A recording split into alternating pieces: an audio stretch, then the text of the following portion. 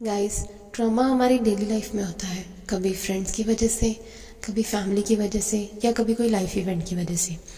Centre for disease control and prevention की research में ये पाया गया है कि हर 5 में से एक अमेरिकन सेक्सुअली मोलेस्ट हुआ है, 4 में से एक अपने पेरेंट्स से इतनी बुरी तरीके से पिटा है कि शरीर पर निशान रह जाते हैं, हर 3 में से एक कपल में फिजिकल वायलेंस है और 1/4 चिल्ड्रन शराबी पेरेंट्स में बड़े हुए हैं और हर 8 में से एक बच्चे ने बचपन में अपनी माँ को पिटते देखा है।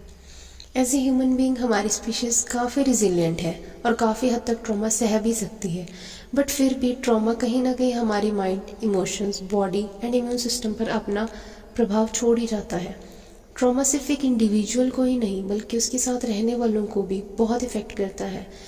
जैसे जो मैरिड लड़के इमोशनली एब्सेंट होते हैं या बहुत गुस्से में रहते हैं ड्यू टू पास्ट एक्सपीरियंसेस, उनकी वाइफ को डिप्रेशन होने के चांसेस बहुत बढ़ जाते हैं और डिप्रेस्ड मदर्स के बच्चे आगे चलकर इनसिक्योर एंड एंशियस इंडिविजुअल्स बन जाते हैं। जिन लोगों ने एक्सट्रीम ट्रॉमा सहा होता है, जैसे rape victims, soldiers and children जो बचपन में मोलेस्ट हुए हैं, वो इतने अपसेट हो जाते हैं कि वो अपनी सारी एनर्जी इन एक्सपीरियंस को माइंड से बाहर निकालने में लगा देते हैं एंड प्रिटेंड करते हैं जैसे कुछ हुआ ही नहीं है, ताकि वो नॉर्मल लोगों की तरह एक्ट कर सके।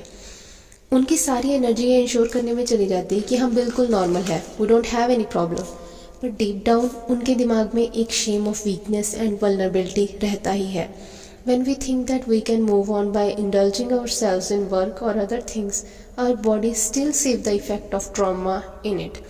Even traumatic experience के बहुत टाइम बाद भी हमारा ब्रेन एकदम से रिएक्टिवेट हो जाता है जैसे कोई ट्रिगर आता है, क्योंकि ट्रॉमा के टाइम पे हमारे ब्रेन के सारे न्यूरल सर्किट्स चेंज हो जाते हैं और वो चेंज हुए डिस्टर्ब्ड ब्रेन सर्किट्स रिएक्टिवेट हो जाते हैं जैसे हमें कोई पास्ट ट्रॉमा का ट्रिगर मिलता है।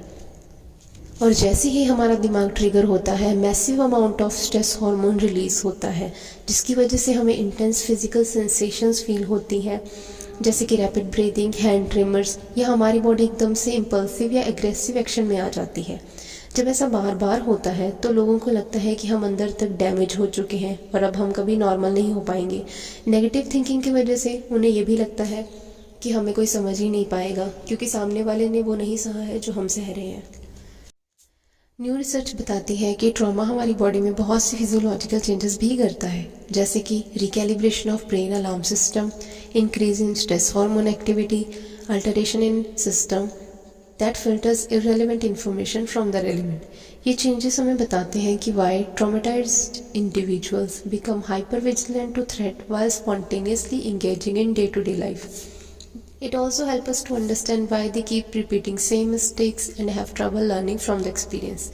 अब हम ये सोच सकते हैं कि उनका behaviour lack of willpower या बैड कैरेक्टर की वजह से नहीं, बल्कि ब्रेन में हुए ट्रॉमा चेंजेस की वजह से है। अब चैलेंज ये है कि how we can gain control over the past trauma and return to being a master of our lives in today.